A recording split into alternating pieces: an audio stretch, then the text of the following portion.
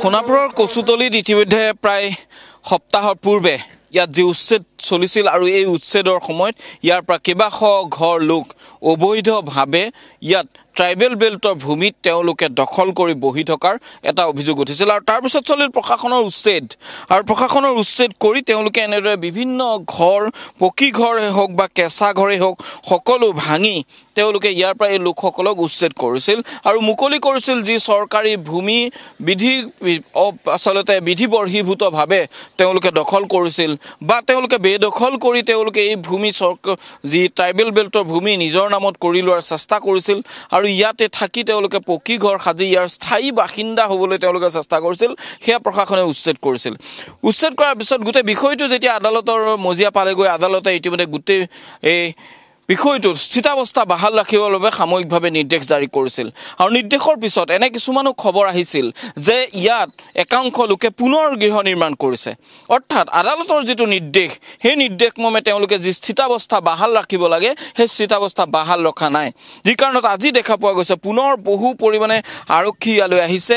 বহু ইতিমধ্যে আৰক্ষী প্ৰশাসনৰ লোক সকলো আহি ইয়াত হাজিৰ হৈছে তেওঁলোকে আদালতৰ যিটো নিৰ্দেশ স্থিতাৱস্থা বাহাল ৰখাৰ সেই নিৰ্দেশ ইয়াত ৰাখিছে নে নাই কেনেধৰণে ৰাখিছে কোনোবাই পুনৰ ঘৰ সাজিছে নেকি পুনৰ ইয়াত বসতি স্থাপন কৰিবলৈ চেষ্টা কৰিছে নেকি সেই কথাখিনি পৰীক্ষা কৰিবলৈ ইতিমধ্যে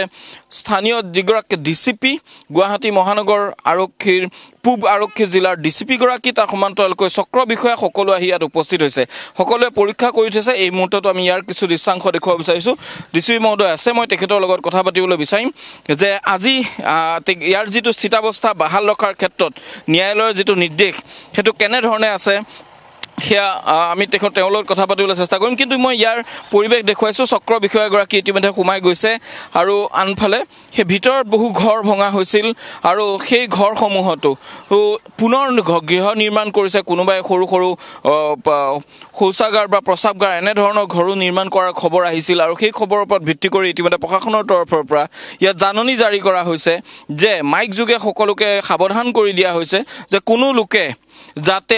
আদালতৰ যি নিৰ্দেশ সেই নিৰ্দেশ যাতে অমান্য নকৰে কোনো লোকে ইয়াত যি আদালতৰ নিৰ্দেশ স্থিতাৱস্থা বাহাল ৰখাৰ সেই নিৰ্দেশ যাতে বাহাল ৰাখে কোনেও যাতে ইয়াত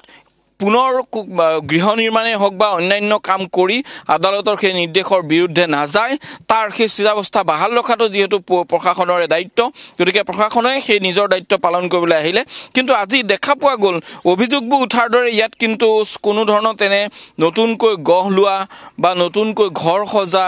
নতুনকৈ কিবা নিৰ্মাণ কাৰ্য কৰা সেয়া কিন্তু এই মুহূৰ্তলৈকে দেখা পোৱা নাই সমান্তৰালকৈ কিন্তু একাংশ লোক কিন্তু ইয়াত এতিয়াও আছে ইয়াত আছে তেওঁলোকে ইয়াৰ পৰা নাতি দূৰৈত এটা মছজিদ আছে আৰু মছজিদটোত একাংশ লোকে কিন্তু আশ্ৰয় লৈ থকা দেখা পোৱা গ'ল আৰু সমান্তৰালকৈ আন একাংশ লোকো আছে যিসকল লোকে দেখা পোৱা গৈছে স্থানীয় এটা ইটা ভাটা আছে একাংশ লোকৰ অভিযোগ যে ইটা ভাটাত থকা লোকসকল তেওঁলোকৰ ইয়াৰ পৰা উচ্ছেদিত যিসকল লোক তাৰে একাংশই লৈ গৈ সেই ইটা ভাটাটোত তেওঁলোকে ইতিমধ্যে আশ্ৰয় লৈছে আৰু এই কথাটো প্ৰশাসনক যেতিয়া জনোৱা হ'ল লগে লগে প্ৰশাসনে গোটেই বিষয়টো সন্দৰ্ভত তেওঁলোকৰ এটা দল তালৈ গ'ল আৰু গৈ তাৰ যিগৰাকী আচলতে পৰিচালক আছিল পৰিচালকগৰাকীক এই বিষয় সন্দৰ্ভত সোধপোছ কৰিছে তেওঁলোকৰ ইটা ভাটাত থকা যিসকল শ্ৰমিক হিচাপে আছে সেই শ্ৰমিকসকলৰ নাম ঠিকনা ক'ৰ বাসিন্দা তেওঁলোকৰ নথি পত্ৰ কিবা আছে নাই সকলো পৰীক্ষা কৰি সকলোৰে তালিকা বনাই সেয়া দিবৰ বাবে ইতিমধ্যে তেওঁলোকক জনাই থৈ অহা গৈছে আৰু লগতে যি আৰক্ষীয়ে নিজাববীয়াকৈ মাইকৰ ব্যৱস্থা কৰিছে মাইকত এনাউন্স কৰিছে আৰু সামূহিকভাৱে তেওঁলোকে গোটেই অঞ্চলটো ঘূৰিছে যাতে কোনো লোকে পুনৰ নিৰ্মাণ কাৰ্য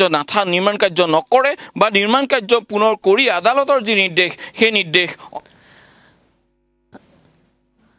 এই মুহূৰ্তত বিমল ভূষণ মহন্তক ধন্যবাদ জ্ঞাপন কৰিছোঁ ঘটনাস্থলীত উপস্থিত আছে আমাৰ সাংবাদিকগৰাকীয়ে আমি দেখুৱাইছোঁ দৃশ্য কিদৰে একাংশই অৰ্থাৎ 90% সেই স্থান ইতিমধ্যে পৰিত্যাগ কৰিছে কিন্তু তেওঁলোকে স্থানীয় এটা মছজিদত আশ্ৰয় গ্ৰহণ কৰি আছে লগতে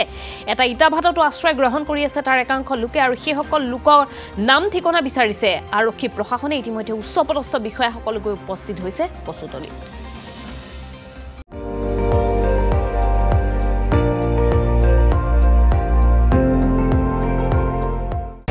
আপুনি চাই আছে ND24